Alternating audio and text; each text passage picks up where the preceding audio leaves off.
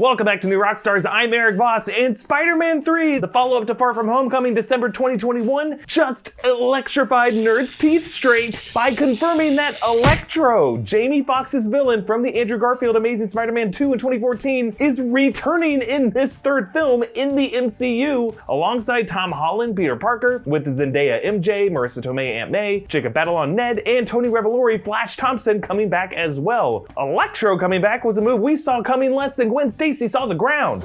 But here we are, in an age where anything is weirdly possible. These are confusing times. I'm gonna explain why this is happening, and what deeper implications this has on a possible live-action Spider-Verse that is looking increasingly likely with Tobey Maguire, Andrew Garfield, and hell, even a Miles Morales in this increasingly insane crossover. Spoiler warning in case any of my predictions are right, but again, I don't think any of us could have predicted this shit. While Electro might not have been at the top of everyone's favorite lists, and the news is a bit shocking, sorry. This is the latest move in a strategy years in the making by Sony to make its Spider-Verse increasingly intertwined with the MCU. We all remember JK Simmons returning as J Jonah Jameson in the post-credit scene as Spider-Man Far From Home. Here's the real blockbuster. Brace yourselves, you might want to sit down. And of course, Simmons memorably played Jameson in the Sam Raimi Tobey Maguire Spider-Man film.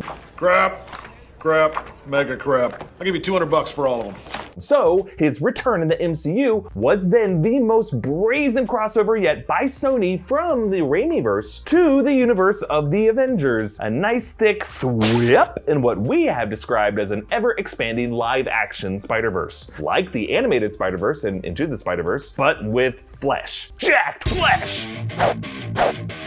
Actually, very recently, JK Simmons shed light on that cameo, explaining how he and that movie's producers had long conversations about how to differentiate this Jameson from the Jameson he played in the Raimi films. Simmons wanted it to be different, but the Sony team really wanted it to be the same Raimi-verse character. And Simmons laughed that the compromise was making him bald, clarifying, so J Jonah Jameson either lost his hair in the last few years or he was wearing a hairpiece the whole time. I don't know, you pick. The hilarious truth to that being, JK Simmons wore a hairpiece as J Jonah Jameson in those Raimi films. The man has been bald since his peanut M&M days.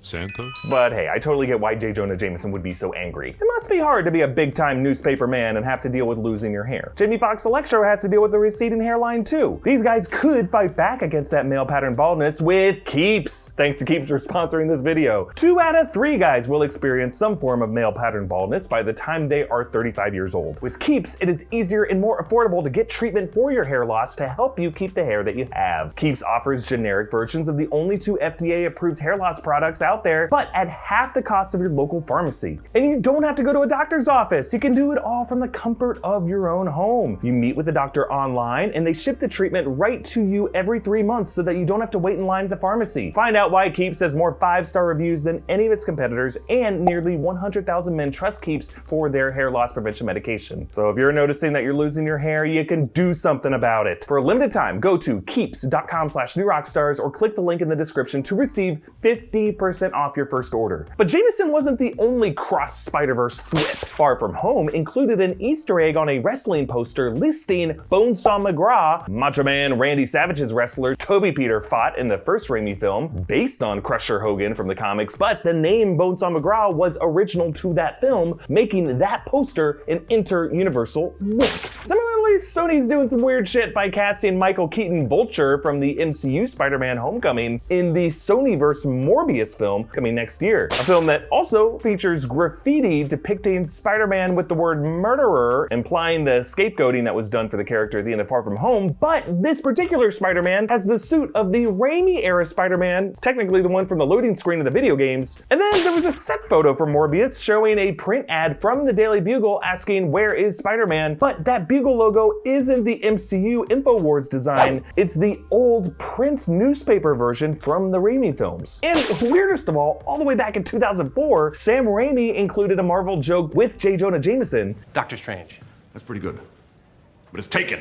which prophetically whipped into the future in which 15 years later, Raimi would be hired to direct Doctor Strange 2 for Marvel. Now, in The Amazing Spider-Man 2, Electro was last seen using electrical grid columns to sound out nursery rhymes, but hey, the visuals looked pretty sick, right? Peter and Gwen ended up using the grid to overload Electro with electrical energy, and his head clip blinked down to nothing. But, you know, when you're made up of electrical energy, I'm sure you could just wake up in a dorm room power strip. It's science. The Amazing Spider-Man 2 ended by setting up a Sinister Six sequel in this universe with Harry Osborn Goblin, Vulture, Doc Ock, Rhino, Mysterio, and Kraven the Hunter. But that movie was scrapped when Sony struck a deal with Marvel to share the Spider-Man character in the MCU. But what I find interesting is with its MCU Spider-Man films, Sony has more or less clung to that original Sinister Six plan. Vulture was the primary villain of Spider-Man Homecoming, Mysterio in Far From Home, a separate Kraven the Hunter movie was just announced, and now Sony is pretending Electro never left our fuse boxes. So that brings us to the two major implications of this Electro news. With Kraven now confirmed as a character in a separate Spider-Man spin-off, as opposed to the primary Spider-Man 3 villain we thought he was going to be, this makes it almost certain that Spider-Man 3 will be a Sinister Six movie. And based on Sony's scheming, that Sinister Six lineup will include Michael Keaton, Adrian Toomes Vulture, Jamie Foxx Electro, and Jared Leto Morbius the Living Vampire. And then underneath those three, there appear to be a bunch of wildcard options. Possibly Michael Mando, Matt Gargan Scorpion, or Bokeem Woodbine, Herman Schultz Shocker was still active at the end of Homecoming. Some theories suggest Jake Gyllenhaal, Quentin Beck, Mysterio could still be alive after Far From Home. Of course, Tom Hardy, Eddie Brock Venom, or Woody Harrelson, Cletus Cassidy Carnage. But I am betting we will see a female Doc Ock, as we saw with Olivia Octavius in Into the Spider-Verse. Maybe also a new Norman Osborn or Harry Osborn Goblin that could tie into that weird Flash subplot in Far From Home with his neglectful parents. Some of these new names could be introduced in Morbius or Venom Let There Be Carnage coming out next year. But Jamie Foxx Electro returning is going to require some explanation, because even general audiences are going to be a bit thrown to see the villain who stanned Andrew Garfield now zapping a completely different Peter Parker. I mean, JK Simmons coming back was one thing, but at least he didn't appear in the more recent Andrew Garfield films other than a couple angry emails. The only way Electro coming back makes sense is if we expand the live action universe into the Spider-Verse, the vast web of life and destiny, as it's known in the comics, an interdimensional crossroads that links Earth 616, where Peter Parker is Spider-Man, with Earth 1610, where Miles Morales has become Spider-Man after Peter's death. Also with Earth 65, where Gwen Stacy becomes Spider-Woman after Peter becomes a lizard. We saw all of this in the animated film, but Sony must be planning to contextualize this in the live action world, either using the MCU quantum realm alternate timeline logic, or maybe the sparkle portals of Doctor Strange, or the reality resetting of Wanda in WandaVision, or maybe their own unique aesthetic specific to Spider-Man. Personally, I hope it's a sticky patch of webbing that tears open on random surfaces, kind of like those rifts to the Upside Down in Stranger Things, because interdimensional travel should not be clean and slick. It should require awkward, forceful shoving that ruins your clothes so that dumb kids like Peter Parker won't hop dimensions all the time. Oh, crap. And the best way to make Electro make sense would be to do what Into the Spider-Verse did. Go all out with this crossover. Cast Tobey Maguire, cast Andrew Garfield as alternate Spider-Men alongside Tom Holland in this story. And when they cross over into the MCU Earth 199999, Jamie Foxx Electro could spill in with that convergence as well. And the same could be said for whatever universe Morbius is in. Really, I think the ultimate bottom line with a live-action Spider-Verse is the potential introduction of a live-action Miles Morales and a live-action Gwen Stacy. We know Miles Morales exists in the MCU based off of that one line from his Uncle Aaron. I don't want those weapons in this neighborhood. I got a nephew who live here. Yeah, sorry, Miles. I'm not gonna make it.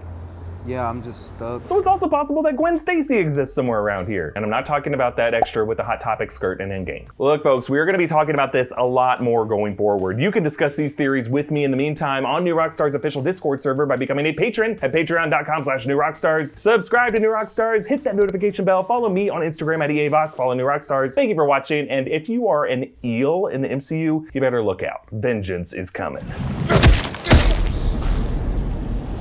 I'm vengeance.